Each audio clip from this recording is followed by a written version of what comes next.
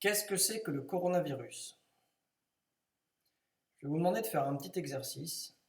C'est d'imaginer dans votre vie tout ce que vous avez consommé en termes de nourriture, liquide, vêtements, véhicules, logements, matières premières, tout ce que vous avez consommé dans votre vie.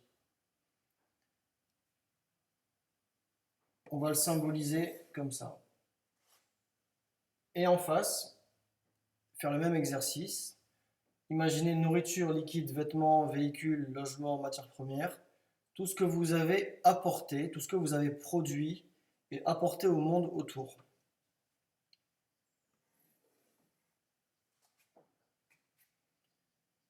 La différence est assez énorme, c'est la même pour tout le monde. Nous avons consommé beaucoup plus que ce que nous avons produit. Alors la question, c'est tout ça, d'où ça vient? Parce que ça ne pousse pas sur les arbres, ça vient bien de quelque part. Alors ça vient principalement de deux endroits. Le premier endroit, c'est d'avoir exploité tout l'environnement qui est autour de nous, les forêts, le pétrole, les matières premières, les carrières, Nous avons exploité tout ce qui pouvait l'être sur la planète. Nous avons utilisé toutes les ressources. Et le deuxième endroit d'où ça vient, puisqu'il faut bien des gens qui travaillent toutes ces choses-là, ça vient d'un phénomène de fuite en avant qui dure depuis très longtemps, où on a fait travailler beaucoup des personnes dans la misère, qui au contraire ont produit beaucoup plus que ce qu'elles ont consommé, qui ont travaillé beaucoup, avec cette promesse que si vous travaillez beaucoup et que vous nous donnez les fruits de votre travail, nous vous rendrons riches.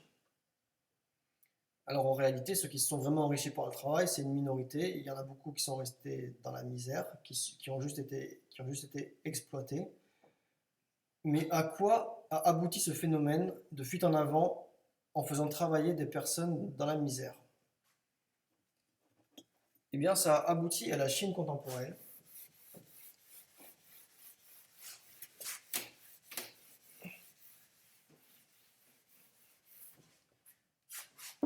Pourquoi la Chine?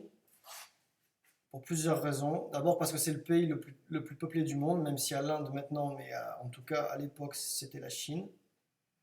C'est un pays qui est extrêmement bien organisé et un pays où les gens travaillent beaucoup. Donc c'est l'idéal pour alimenter cette machine de production-consommation.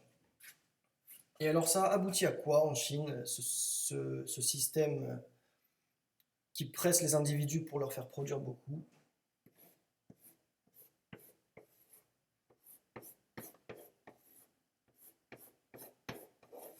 Eh bien ça a abouti à la Chine contemporaine,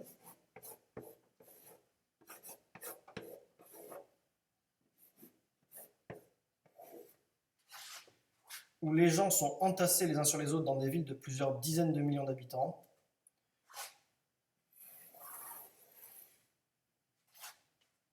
Pour produire énormément, pour l'envoyer ailleurs, et avec en échange un petit retour. Même si la Chine s'est beaucoup enrichie, il y a énormément de personnes qui vivent dans une grande pauvreté en Chine.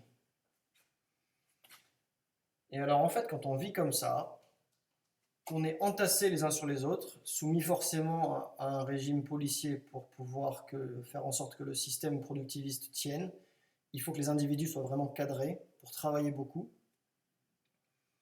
Et bien en fait, qu'est-ce qui se passe? Ce qui est surprenant, c'est pas qu'une maladie finisse par se propager. Ce qui serait surprenant, c'est de vivre de la sorte comme ça, sous une pression toujours plus intense, en entassant les individus, et qu'il n'y ait pas de problème. C'est ça qui serait surprenant. Alors en fait, c'est ça. Qu'est-ce que c'est le coronavirus? Nous avons frappé le mur de cette fuite en avant du système qui exploite les humains pour les presser, pour produire autant que possible. C'est ça, le coronavirus. Et alors en fait, il y a d'après moi une seule problématique à résoudre pour sortir de ce problème, puisque nous n'en sommes pas sortis, et des problèmes supplémentaires vont s'ajouter, des problèmes d'approvisionnement de matières premières, car nous avons consommé tout ce qu'il y a autour. On ne peut pas aller plus loin, en fait, pour exploiter les humains. Là, on est vraiment allé au bout. Le système a en quelque sorte implosé, même si, même si la Chine a imposé des mesures pour continuer le système, le problème n'est pas résolu.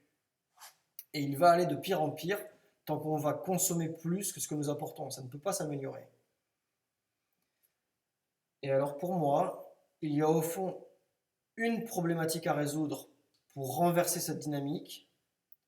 Et cette problématique, c'est comment pouvons-nous apporter plus que ce que nous consommons autour de nous. C'est ça la vraie problématique à résoudre du coronavirus.